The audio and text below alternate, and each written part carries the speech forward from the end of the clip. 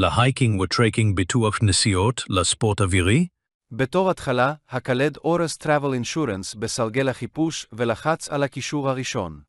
רכישת ביטוח באינטרנט באתר. תשלום באמצעות כל כרטיס בנק. פוליסת הביטוח תישלח לכתובת הדואר האלקטרוני שלך לאחר התשלום. המדיניות תקפה בכל מדינה בעולם, מתאימה לאזרחי כל לאום בגילאי 1 עד 100 שנים ועומדת בדרישות השגרירויות לבקשות ויזה. ביטוח רפואי למטיילים מכסה את אפשרויות הביטוח הבאות.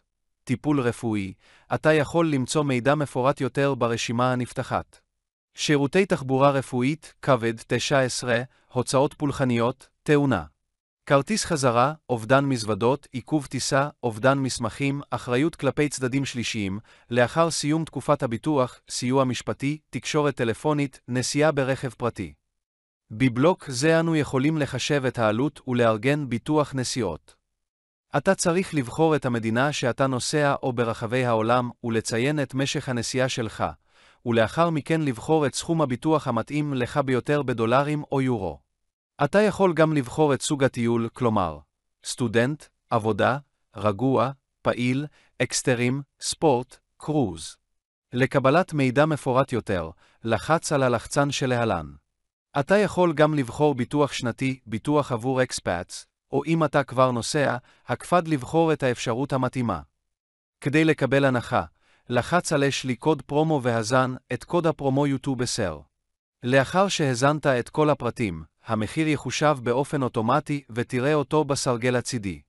המשך לשלב הבא על ידי לחיצה על הלחצן הבא. כאן אתה צריך להזין את המידע לרכישת ביטוח.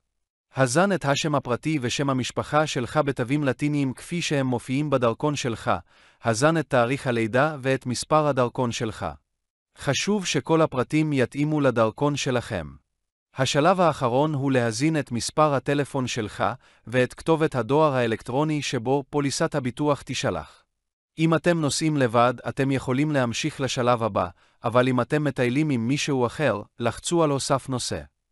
יהיה עליך להזין את הפרטים של האדם שאתה נוסע עם, כלומר, שם פרטי ושם משפחה בתווים לטיניים כפי שהם מופיעים על הדרכון שלך, תאריך הלידה ומספר הדרכון, ולאחר מכן לחץ על הוסף נוסע.